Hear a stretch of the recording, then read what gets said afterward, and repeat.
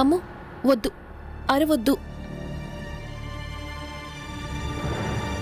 ఒకవేళ మహామాత్యులు గారు వింటే తన ప్రాణాలు పోతాయి.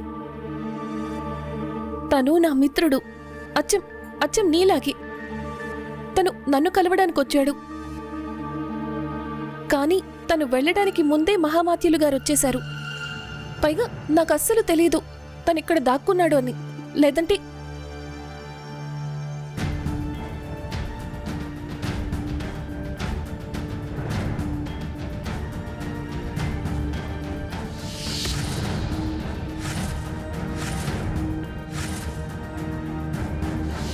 కాంతా, ఇతను ఆ వ్యక్తే కదా ఆ రోజు బజారులో నన్ను ఢీ కొట్టింది?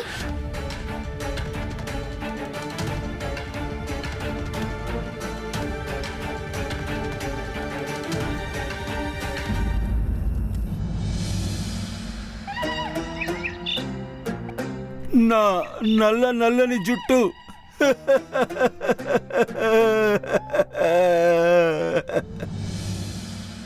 ధనిచార్య, మణిచార్య, మీ ఇద్దరిని నేను మహారాణి, ఒకవేళ తన నీ రూపంలో చూస్తే ఇప్పుడు నేనేం చేయాలి? మహారాజా, మహారాజా, రండి మహారాణి.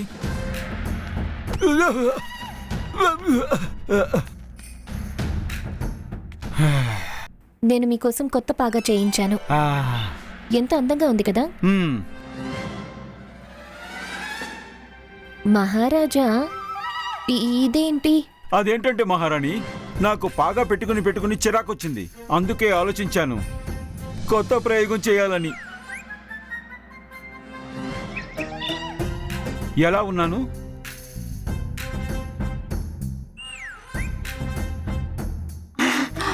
మీకు ఏదైనా సరే బానే ఉంటుంది. కానీ మహారాజా, దీనిని పెట్టుకోండి. ఇది మీకు మరింత అందంగా ఉంటుంది. ఈ పాగా గురించి ఆలోచిస్తాను. మీరు ఇక్కడి నుంచి ముందు వెళ్ళండి. కానీ మహారాజా, దీన్ని ఏం చేయను? నువ్వింకా ఎందుకు వెళ్ళలేదు? నువ్వింకా క్షమించలేదుగా. మరి నేను చెప్పాను కదా, నువ్వు నన్ను క్షమించేంత వరకు నేను ఇక్కడి నుంచి వెళ్ళను అని. వెంకటేశ్వర, క్షమాపణ అని చెప్పి నువ్వు నా బుర్ర అంతా తినేస్తున్నావు. నీ క్షమాపణ కంటే అమ్ము భోజనం చెయ్యడమే నాకు ఎక్కువ ముఖ్యం. అమ్ము, నీకు తెలుసు కదా, నువ్వు భోజనం చేయకపోవడం వల్ల మహామాత్యులు గారు చాలా బాధపడుతున్నారు. కొంచెమైనా తిను. లేదు కాంతా, నేను అన్నాన్ని స్వీకరించలేను.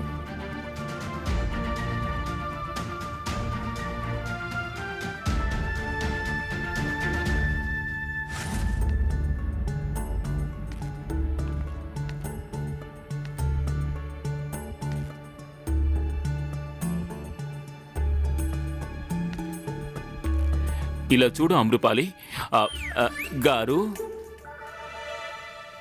అమృపాలి గారు, తమరు ఉపవాసం ఉన్నారు కదా. తమకు ఉపవాసానికి అర్థమేంటో తెలుసా? నేను చెప్తాను. ఉపవాసానికి సరైన అర్థం ఆకలితో ఉండడం కాదు. అందులో 2 పదాల కలయిక ఉంది, ఉప ఇంకా వాసం. ఉపకి అర్థం సమీపం, ఇక వాసానికి అర్థం నివాసం అని. అందువల్ల ఉపవాసానికి సరైన అర్థం ఏమిటంటే ఉపవాస సమయంలో దేవుడికి దగ్గరగా ఉండడం. ఇప్పుడు మీకు ఒక విషయం తెలిసే ఉంటుంది, మనందరిలోనూ ఆత్మ ఉంటుంది. దానిని సంరక్షించేందుకే దేవుడు మనందరికీ తనువుని ఇచ్చాడు. ఈ తనువుకి అవసరమైందేమిటి? భోజనం. ఒకవేళ ఆత్మకు భోజనం లభించలేదంటే అప్పుడు ఆత్మ కష్టపడుతుంది కదా. ఆత్మ భగవంతుని యొక్క అంశ కదా. సరే చెప్పండి, కృష్ణుడు ఎవరు? భగవంతుడు. ఆ భగవంతుడు ఏం చేస్తాడు? ఆ దేవుడు మనల్ని చూసుకుంటాడు తల్లి వలె. సంతానం ఆకలితో ఉంటే తల్లి ఎంతో బాధపడుతుంది కదా. అదేవిధంగా తమరు పస్తులతో ఉంటే ఆ గోవిందుడికి ఎంతో బాధగా ఉంటుంది కదా. కానీ కానీ నా మాట దానికంటే ముఖ్యంగా మా నాన్న నాకిచ్చిన మాట. పూర్తవుతుంది, అవశ్యం పూర్తవుతుంది. ఆ నెమలి పింఛాన్ని తిరిగి తీసుకొచ్చి అప్పగించే బాధ్యత నాది. కానీ అందుకు బదులుగా నాకు ఒకటి కావాలి. అదేమిటంటే తమరు ఇప్పుడే భోజనం చెయ్యాలి. అంటే నెమలి పింఛాన్ని నిజంగా తీసుకొచ్చిస్తావా? మాట ఇచ్చానుగా.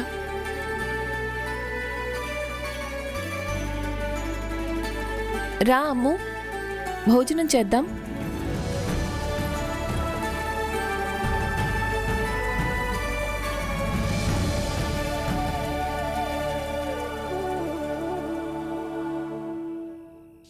నేను ఒట్టు పెట్టుకుంటున్నాను, నువ్వు భోజనం చేసిన తరువాతే నేను భోజనం చేస్తాను. నా ఈ తప్పిదం నాన్నగారిని కన్నయ్యని ఇద్దరినీ బాధ పెట్టింది. మరి ఈ తప్పిదాన్ని చక్కదిద్దుకోండి.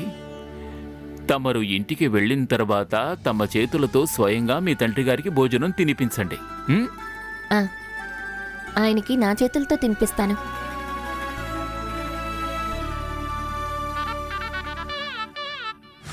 దాన్ని మీరు నాకు ఇవ్వండి. ముందు మీరు ఇక్కడి నుంచి వెళ్ళండి. ఒళ్ళంతా నొప్పిగా ఉంది. నాకు విశ్రాంతి చాలా అవసరం. మీరు వెళ్ళండి వెళ్ళండి వెళ్ళండి.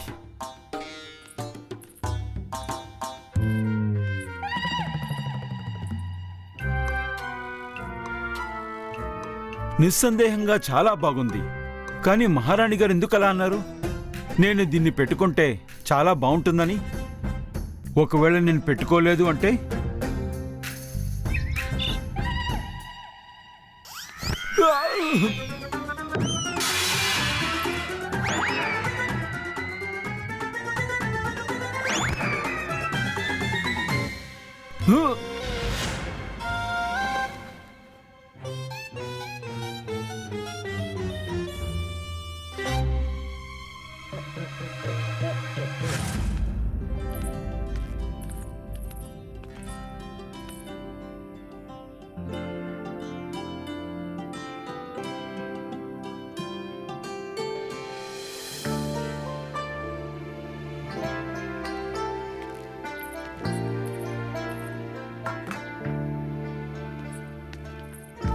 కాంతా,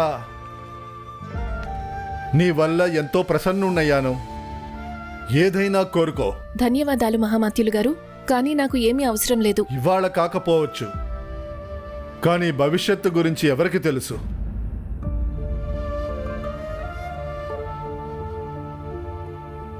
ఇది తీసుకో, తీసుకో. ఎప్పుడైనా ఏదైనా అవసరం వస్తే దీన్ని తీసుకొని నా దగ్గరికి రా. నీకు నేను ఇచ్చిన మాట గుర్తుకు వస్తుంది. అమ్మో, నువ్వు పద, నేను వస్తాను. సరే నాన్నగారు. కాంతా, నేను నిన్ను రేపు కలుస్తాను.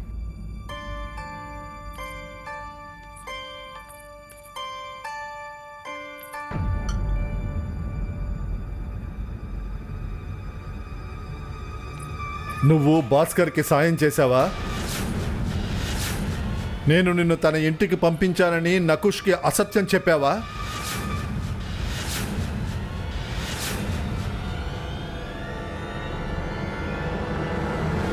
మీరు నన్ను క్షమించాలి మహామాత్య, కానీ నేను నెమలి పింఛాన్ని పొందటానికి సాయం చేయాలని అనుకున్నాను.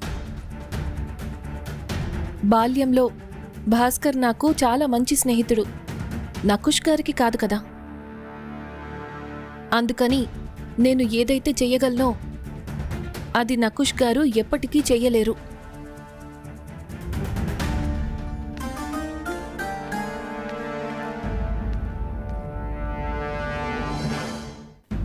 చూడు, ఇన్ని సంవత్సరాల్లో నేను ఒకే ఒక తప్పిదం చేశాను, ఒకే ఒక్కటి. కాబట్టి నువ్వు క్షమించాలి. వెళ్ళు, క్షమించాను. కానీ నకుష్ గారి నుంచి తప్పించుకుని నువ్విక్కడికెలా వచ్చావు? రావడం వచ్చావు, కానీ ఇప్పుడు ఎలా వెళ్తావు?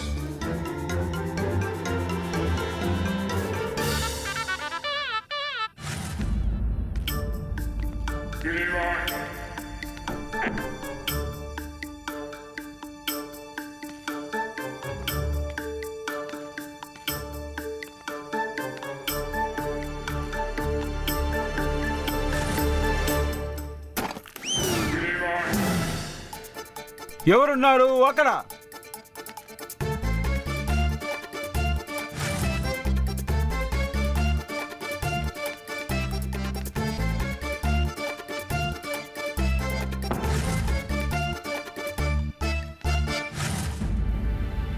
మూడు రోజుల సమయం గడువులో ఈ రోజంతా వ్యర్థమయ్యింది.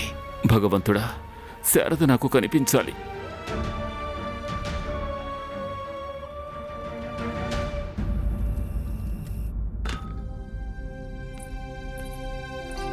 నాన్నగారు,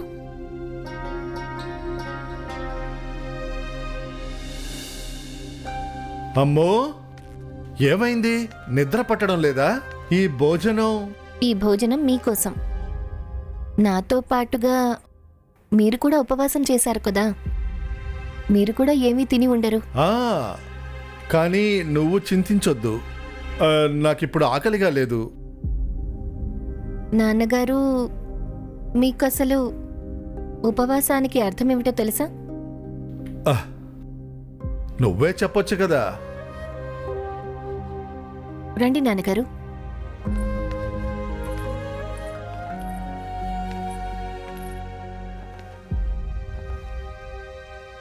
ఉపవాసం 2 పదాలతో కలిసి ఉంటుంది, ఉప్ ఇంకా వాసం. ఉపకి అర్థం ఏమిటంటే సమీపం. ఇక వాస్కి అర్థం ఏమిటంటే నివసించటం. అలా ఉపవాసానికి సరైన అర్థం ఉపవాస సమయంలో దేవునికి దగ్గరగా ఉండాలి. భగవంతుడికి అర్థం ఏమిటో తెలుసా నాన్నగారు? భగవంతుడు ఏంటి? భగవంతుడు మనల్ని చూసుకుంటాడు. ఒక తల్లి వలె. అందుకని ఒకవేళ మీరు భోజనం చెయ్యకపోతే అప్పుడు మన భగవంతుడికి బాధ కలుగుతుంది. నా కన్నయ్యకు. నాన్నగారు, మీరు భోజనాన్ని స్వీకరించండి.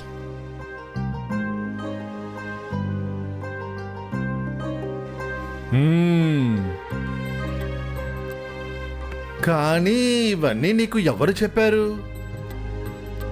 అది నాన్నగారు భాస్కర్ చెప్పాడు.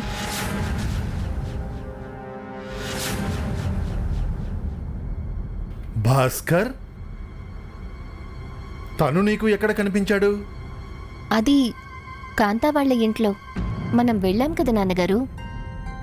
కాంతాకి కూడా తెలీదు భాస్కర్ అక్కడున్నాడు అని. అనుకోకుండా నాకు అక్కడ కనిపించారు.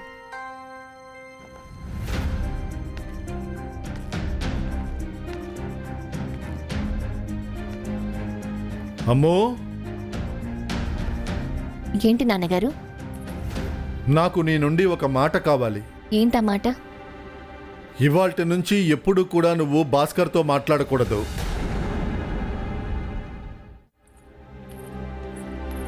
కానీ ఎందుకని నాన్నగారు? నాకు నీ నుండి మాట కావాలి. నువ్వు తిరిగి ప్రశ్నిస్తున్నావు. అమ్మో, నేను ఏం చెప్పినా ఏం చేసినా దాని వెనక ఒక్కటే ఉద్దేశం ఉంటుంది, నీ మంచి. కానీ ఎలా అనిపిస్తుందంటే నా పుత్రికకు తన తండ్రి మీద విశ్వాసం లేదని. అటువంటిదేమీ లేదు నాన్నగారు. నాన్నగారు, నేను మీకు మాటిస్తున్నాను, ఇక నేను భాస్కర్ని ఎప్పుడూ కలవను.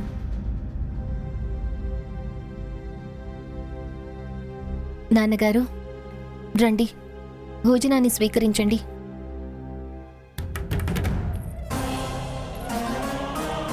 నువ్వు నీ హద్దులను దాటావు భాస్కర్.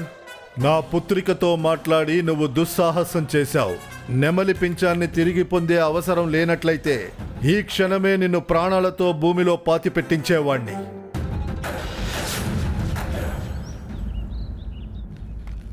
మీరు నన్ను ఎక్కడికి తీసుకెళ్తున్నారు? భూత్పూర్వ భూతాచార్య, నువ్వు నీతో పాటు సమానంగా మమ్మల్ని కూడా భూతపూర్వకంగా మార్చావు. నువ్వు జీవితంలో ఎన్ని కర్మల్ని చేశావో వాటన్నిటి పరిహారానికి ఇక్కడ నిలబడి బిచ్చమెత్తుకో. కుకర్మలకు ప్రాయశ్చిత్తమా? ఎలా?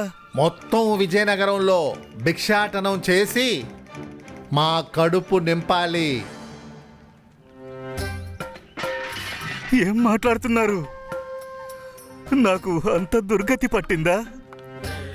నేను భిక్షాటనం చెయ్యాలా? జీవితాన్ని గడపడానికి చేతులు చాచి నిలబడాలా? భగవంతుడా! అయ్యో! ఎంత దారుణ వ్యధ ఇది. ఎంత దౌర్భాగ్యము! ఓహో!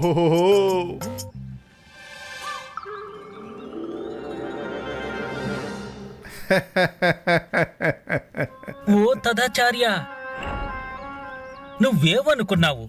నీ ఈ నాటకాలు, ఈ ఏడుపులు మా మనసుల్ని కరిగించి వేస్తుందనుకున్నావా? లేదు లేదు లేదు లేదు భూతాచార్య. ఇదిగో చెప్ప, మొత్తం విజయనగరాన్ని తిరిగి భిక్షాటనాన్ని ప్రారంభించు.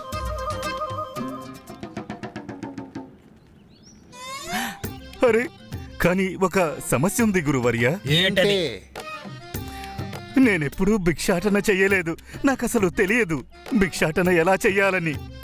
మీరు గురువర్యులు కదా, మీకు భిక్షాటన తెలిసే ఉంటుంది. మీరు నాకు నేర్పించండి. చూడు, ఇది చాలా సులభం. అన్నిటికంటే ముందుగా మీ మొహాన్ని అత్యంత దయనీయంగా కృతజ్ఞతా భావం వచ్చేలా పెట్టండి. అప్పుడే వచ్చిపోయే వాళ్ళ హృదయాల్లోన సానుభూతి ఏర్పడుతుంది. అలాగే.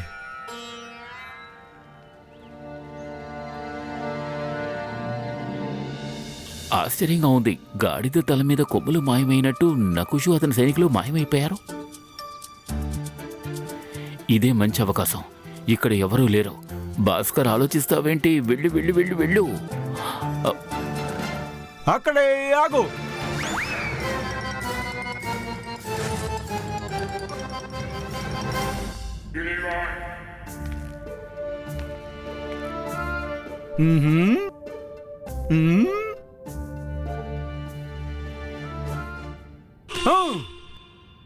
నేను నిన్ను హెచ్చరించాను. నేను లేకుండా ఎక్కడికైనా వెళ్ళగలవని ఎలా ఆలోచించావు? మస్తిష్కంతో. పరిహాసంగా ఉందా నీకు? నీ హద్దులు దాటవద్దు పంతులు. ఓరిని, నాకు గుర్తొచ్చింది. మర్చిపోవడం అంటే గుర్తొచ్చింది. నేను మర్చిపోవడానికి ముందే ఆ ప్రశ్న నేను అడుగుతాను. నాకు చెప్పండి, ఎవరైనా మీకు స్వయంగా వచ్చి చెప్పారా నేను ఒక పెద్ద దొంగని అని? ఏ దొంగకి డాకుకి అంత ధైర్యం ఉంటుంది నకుష్ ముందు రావడానికి? ఏయ్! సరిగ్గా చెప్పారు, సరిగ్గా చెప్పారు. అయితే తమరు ఉండగా మూషికం స్వయంగా ఎందుకు వస్తాడు? మీకు ప్రణమిల్లి ఆశీర్వాదం తీసుకోవడానికా? నేను గొప్ప బందిపోటుని, నన్ను బంధించండి అంటూ ఇక్కడికి వస్తాడా? విషయం అర్థం చేసుకోండి. మీరు నాతో పాటు అక్కడికి రాకూడదు. నేను ఒంటరిగా వెళతాను. అప్పుడే మూషికం ఎటువంటి ఆలోచన లేకుండా నా దగ్గరికి వస్తాడు. నేను అతని వద్ద దగ్గర నుంచి నెమలి పింఛం తీసుకుంటాను. మరి మూషికాని? ఆ, తనని కూడా. అర్థమైందా లేక అర్థం కాలేదా? ఏయ్! అర్థమైంది. మంచిది, మరి నేను వెళ్తాను. నువ్వు జాగ్రత్త. జాగ్రత్త. కత్తిని జాగ్రత్తగా పెట్టుకోవడం నేను ఎప్పుడు మర్చిపోను. జాగ్రత్త జాగ్రత్త, నేను మీ గురించి అన్నాను. జాగ్రత్తగానే పెడతాను. ఇదిగో ఇక్కడే ఉంది. నాతో పాటు పద. అరే, మళ్ళీ అదే మాట మాట్లాడతావేంటి? నేను నీతో నువ్వు పాటు- మూషికాన్ని ఎప్పటికీ పట్టుకోలేవు. నాకు అదే కావాలి. ఇలా చూడు, చెప్పేది అర్థం చేసుకోండి. మీరు ఉన్నారు అంటే మూషకం తప్పకుండా అక్కడికి రాడు. నీకు అర్థం కావడం లేదు. ఇది మహామాతులు గారి ఆదేశం. నీతో పాటే ఉండాలి అంటే నీతో పాటే ఉండాలి. అర్థమయ్యిందా? హప్!